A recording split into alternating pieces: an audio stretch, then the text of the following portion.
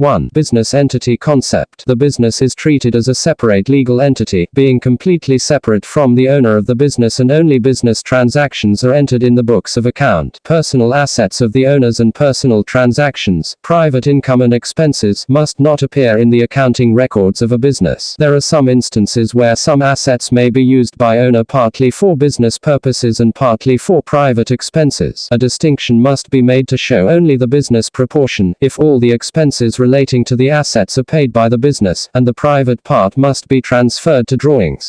2. Double entry. A dual aspect concept. For every business transaction, two aspects are involved, that is the giving and the receiving, and they are both recorded in the books of account. Therefore, all entries are made on the basis of an exchange. For example, when payment of electricity is effected, heating and lighting is received. In the sale of goods, though inventory is depleted, cash is received. 3. Accounting period concept. The principle assumes that the life of a business is divided into accounting periods, usually years. This allows meaningful comparisons to be made between different periods for the same business and between one business and another. Financial statements are prepared for each time period, and transactions are regarded as occurring in either one period or another. 4. Historical cost convention. It dictates that all assets and expenses should be recorded at actual cost. This is the cost paid for them, a value received, thus cost is a known fact and can be verified. This is true not only at the time an asset is purchased but also over a period of time the asset is held. Application of this convention does not always reflect the true worth, especially considering the changing value of money over time, and this makes it difficult in comparing transactions occurring at different times. In certain conditions, it is necessary to adopt a more prudent approach, and adjustments may be made to ensure that the non-current assets are shown at more realistic value, so the cost price is reduced by depreciation. 5. Money measurement concept. Information in the accounting records of a business is limited to those transactions which can be expressed in monetary terms. Money is a recognized unit of measure which is factual and does not rely on personal opinions. This effect makes it impossible to show explicit detail on the competence of management, loyalty and even skills possessed by employees. Therefore, final accounts can never tell the whole state of a business organization, and when interpreting final accounts it will be necessary to go beyond the figures in the books.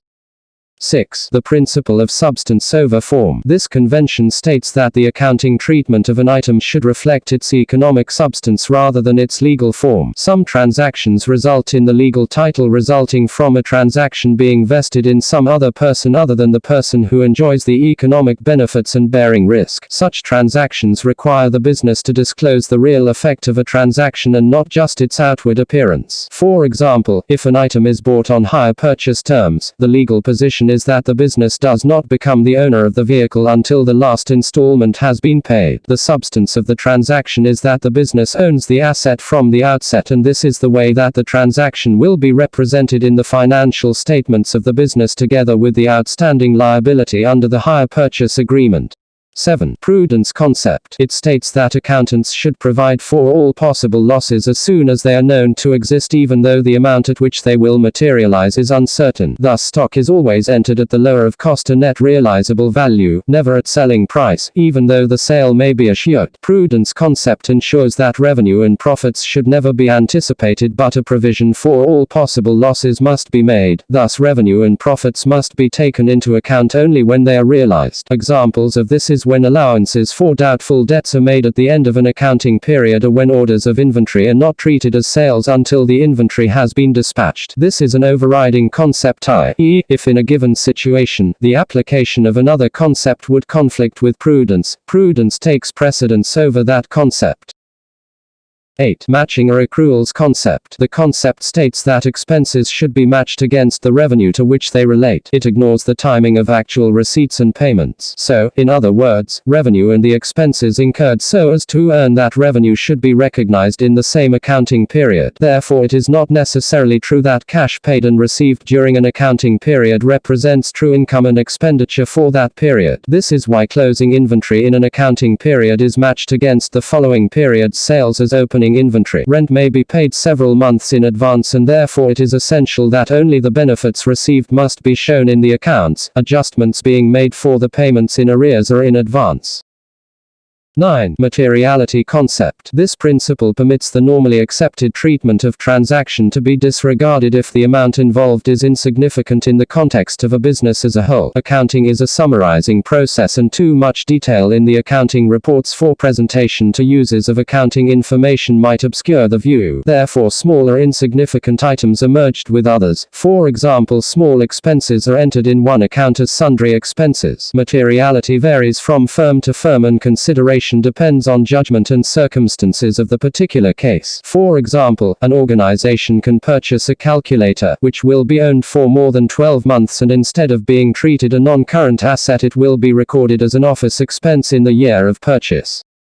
10. Consistency concept. The concept requires that where a choice of method is available, an organization should select the most suitable, which will give a fair and realistic picture of its activities, and that method must be used consistently from one accounting period to the next. For example, in the calculation of depreciation or revaluation of assets, a more suitable method should be chosen. The aim is to provide financial records and information that can be compared. If the concept is not applied, financial reports and profits will be distorted, and comparison between accounting periods will be impossible. A change of method would only be permissible if it could be shown that the new method would give a fairer presentation of the results and of the financial position of the business. 11. Going concern concept. The accounting records of a business are always maintained on a basis of continuity. It is assumed that a business will continue to operate for an indefinite period of time unless there is a good reason to think otherwise. The balance sheet and income statement are drawn up on an assumption that there is no intention and necessity to close or liquidate or reduce the scale of operation. Assuming the business has an infinite life, non-current assets will appear in the balance sheet at cost to book value, i.e., original cost accumulated depreciation, and inventory will appear at lower of cost to net realizable value. If it is expected that the business will cease to operate in the near future, the asset values in the balance sheet will be adjusted and shown at their expected sales values, which are more meaningful than their book values in this situation. 12. Realization concept. It emphasizes the importance of not recording a profit until it has actually been earned. Revenue should not be overstated by sales which have not been realized. It states that revenue should not be recorded in the accounts before it has been realized. This means that profit is only regarded as being earned when the legal title to goods, services passes from seller to the buyer, who has then an obligation, liability, to pay for those goods or services. Therefore, goods sent on a sale or return basis remain the property of the seller until the potential customer does some act to imply that he has accepted the goods.